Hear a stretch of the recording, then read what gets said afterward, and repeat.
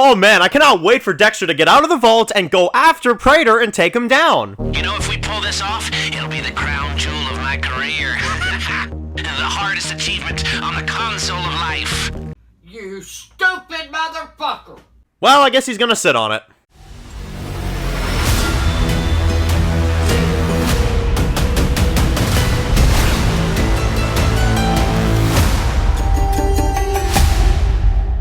Alright guys, this one's going to be doing a review today. This one's going to be doing a review for Dexter Resurrection. This one's going to be doing my very final review for Dexter Resurrection Season 1. This is for our review for the Season 1 finale titled And Justice for All. So, my god, man, this is insane. We have finished Dexter Resurrection Season 1. We have finished Dexter Resurrection for now. I have no idea about a Season 2. They have not officially renewed Season 2. But we do know that they are writing Season 2 right now, so we know that this is not a series finale. Not to mention, after watching it, I would certainly say it is not a series finale.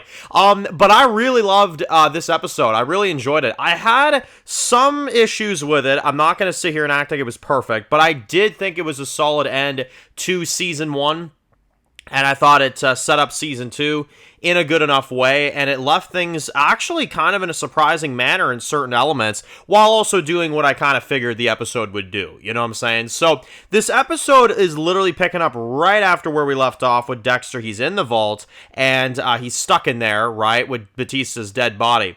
And, well, let's talk about the moment that I think everybody probably wants me to talk about. We got the return of Brian Moser in this episode, which was awesome. We got to see Christian come back and reprise the role as Brian Moser, and I mean, I gotta say, they really went all out. They made him look the exact same, like the red shirt, the black hair, the long black hair. They very much made him look the same. You can definitely tell the actor's gotten older, but he pulled it off very well. He did step right back into that role, though. I mean, honestly, it was like he never left. One of the best characters of Dexter right there is Brian Moser, so I was really happy to see them utilize him, for this episode.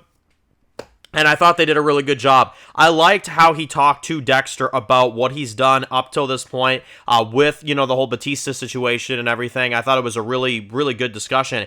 And I must say, man, Michael C. Hall's acting continues to just impress me this episode. As you've got him sitting in this vault, and he's just sitting there, kind of sitting on what he's doing. And he's talking with Brian, and then he's talking with Harry, and he's trying to figure a way out of this. Now, the premise of this one is basically he's stuck in this vault. Meanwhile, you've got Harrison, and you've got Claudette, and you've got the rest of them that are at this gala that Prader is throwing. Now, Prader is keeping Dexter locked up in there. Obviously, he now knows that he's the Bay Harbor Butcher, and he gives, a big speech, of course, in front of everybody, and, even the way Peter Dinklage, acts, the way he's the guy is freaking awesome. I truly love the character of Prader. I think he's done a great job bringing that character to life, and he's really just added on a whole other flavor to Dexter this season. But obviously this episode, it's kind of about, trying to take down Prader. Now, we do have Harrison, goated Harrison, who does end up rescuing his dad and getting him out of that vault. Now, listen, I'm going to be honest, this is one thing I did not like about this episode, and I found it to be very odd, is we are sitting in this vault the entire episode. I don't know about you guys, but I was sitting there waiting for Dexter to go out there and kick some ass, you know what I'm saying? And for, literally most of this whole episode, he is sitting in this vault. We don't get out of the vault until the very end, which is kind of stupid, if you ask me. For a finale, I expect them to do a little bit better. Having Dexter sitting in this vault, listen, I understand story-wise he's stuck in this vault, but why the hell could we not move out of that location? It's a cool location, I get it, but for a finale, I expected maybe to see a bit more of the city. I expected to see a little bit more of what was going on. To constantly be cutting back to Dexter and he's just sitting in this vault is the biggest con I would give this episode. It felt very odd to do that. It felt very unnecessary to do that. And after a while, I remember I was genuinely checking my time and I was like, okay, how much time do we have left of the episode? Because, like, good God, Dexter's got to get out of this vault. You know what I'm saying? So that was a one thing that I will say. I'm going to highlight it right now. That was very frustrating for me. I thought they dragged that out way too long, and especially after Harrison did let him out, he was still sitting in the vault. You know what I'm saying? So I don't know. Now we've got the gala stuff. The gala stuff was good. I enjoyed it. It was, you know, basic stuff. The Claudette dance scene was just cringy to me. I'm not gonna lie. That part was just like, what are we doing right now? I get it, but I was like, you know, I don't know. Claudette makes me cringe a little bit sometimes. I'm not going to lie. But again, you know, that's maybe just a personal thing.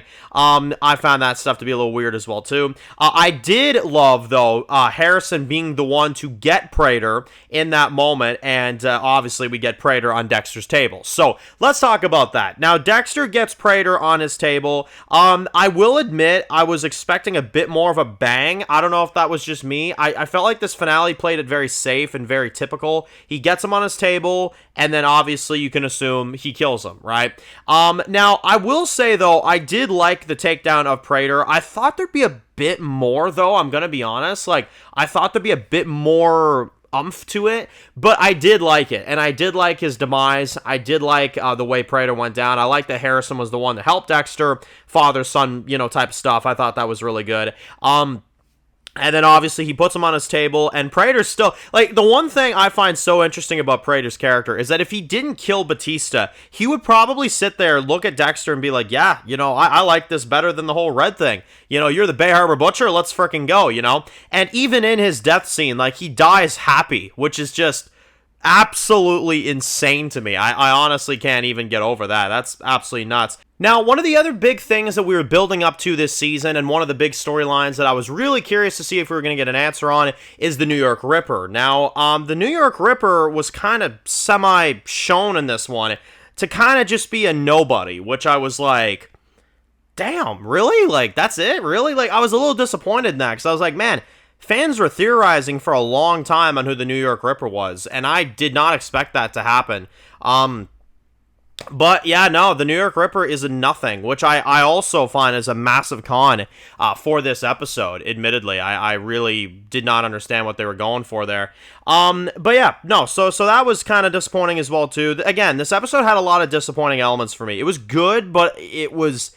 It like, nothing stood out to me, I guess is the best way I'd put it. And then, well, finally, obviously, we have Dexter that obviously dumps, you know, his Prader's body out in the river, obviously, and goes out there on the boat. I loved seeing Dexter on a boat again. I thought that was great. That feels like it's been so freaking long. Honestly, that was a great thing to see. And, well, it seems like they may or may not be setting up Al's return, potentially, because he's looking at the thing at the end. And it looks like he may or may not be going after Al in Season 2, which obviously that's the one guy from this, you know, serial killer club that obviously got away, so we'll have to see in Season 2 whether or not he's going to be able to put him on his table or not, you know. But, yeah, it was a good episode. It was a good finale. I did like it. I didn't love it, admittedly. I much preferred Episode 9, like, by 1,000,000%, which I don't think you're supposed to like this one better. I think this is very much like one of those seasons where the penultimate's clearly the bigger one, and then, you know, the finale's kind of the smaller one. So, you know, it is what it is. I did like it. I thought it was a solid finale overall, but I did find that there were a few things that did drag on. Dexter being in the vault the whole episode was honestly really disappointing to me. I did love Brian Moser's return. I love seeing that. I kind of wish we got a bit more of him, but I did like seeing him. I did enjoy overall the ending with Prader. I did like his demise. I liked his final scene. Dexter on the boat at the end, really good. I liked the montage at the end. That was all really good stuff. I did also like that Charlie actually got out at the end. That was a really good thing to me, because I admittedly expected Charlie to die this whole freaking season. So the fact that they didn't kill her off was honestly a massive W for them. I am very happy that they didn't do that. That's a very good thing as well. And I'm glad that Charlie gets, somewhat of a happy ending with her mother, and we'll have to see if they bring Charlie back. It almost feels like they may have concluded Charlie, which I'm fine with. I mean, that's a good conclusion for her. But again, it's hard to say for sure. But yeah, no, I like that as well. I'm glad that Charlie got out. That was another big thing I did like. But again, they should have gotten Dexter out of that vault sooner. The New York Ripper thing felt very anticlimactic to me, and the episode was moving a little bit slow at times, but I did like it nonetheless. I would go ahead and give this episode a solid 8.5, maybe an 8 out of 10. Yeah, I'll go an 8 out of 10. I liked it. I thought it was solid. I think it ended things good enough, but I wasn't, mind blown by it, if that makes any sense. I just thought it was good. It was a good finale. Overall,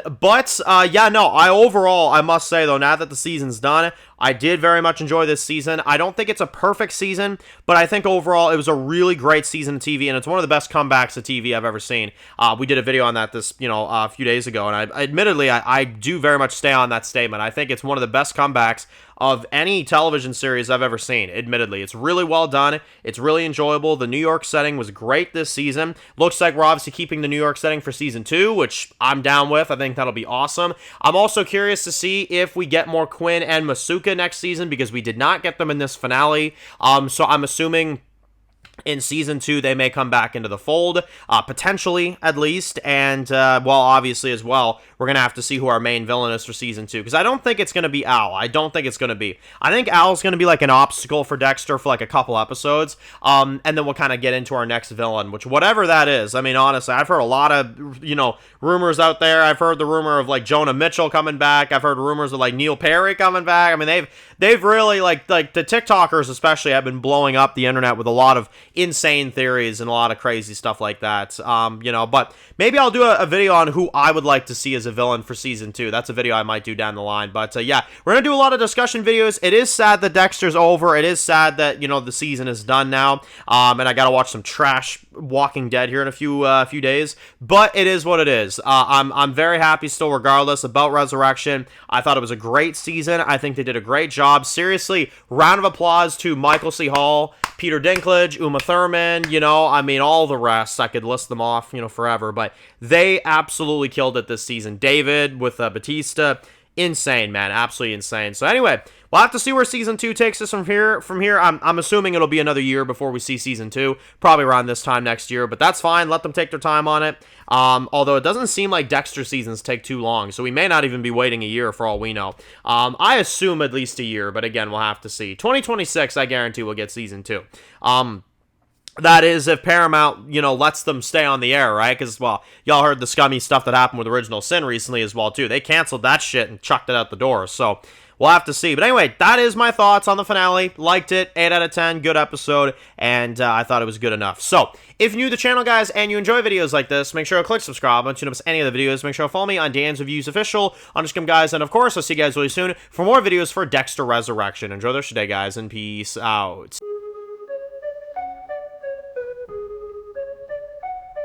Born in the dark alley, city of concrete. Dan's reviews blowing up, never taste defeat. Walking Dead dissected every plot twist beat. World gone mad, TV junkies hit a treat.